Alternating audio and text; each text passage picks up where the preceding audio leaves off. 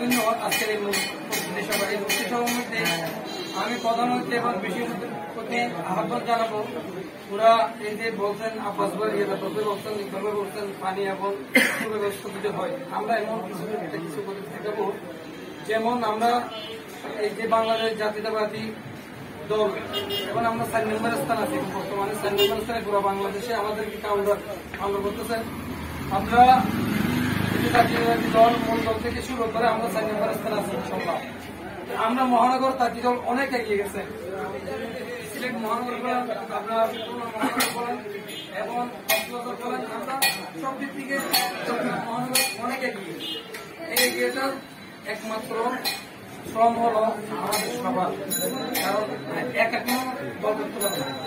তো এখানে বিশেষ করে একটা কথা না বললে হয় না, এখানে যারা এই দলটাকে শুরু থেকে যারা এই কষ্ট করেছেন আমি তাদেরকে আসলে অত্যন্ত ধন্যবাদ জানাই এবং যারা এসেছেন এবং যারা আসবেন।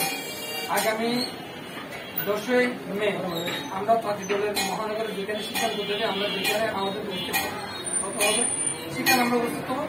আমরা শুধু মূল একটা লক্ষ্য রাখবো, আমরা পার্টি দলের এক জায়গায় থাকি। এটা হলো আমার মানে আমরা পার্টি দল জানা নিয়ে যেন একটা বিশাল একটা সমাবেশ, বিভাগীয় বিশাল একটা সমাবেশ, এখানে ঢাকা থেকে বলুন মানে অনেক লোক আসবে। আমরা পার্টি দল একটা ব্যানার নিয়ে আমরা যেন সবাই যেন এক জায়গায় থাকতে পারি।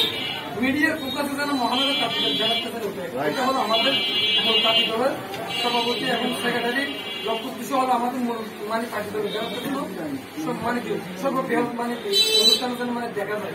আমি সবার প্রতি অনুরোধ করবো, আমরা ওইদিকে এলোমেলো না হয়ে আমরা সবাই এক জায়গায় থাকবো।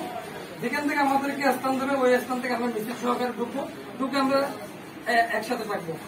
এগুলো আমার কথা শেষ করলাম। আসসালামু আলাইকুম।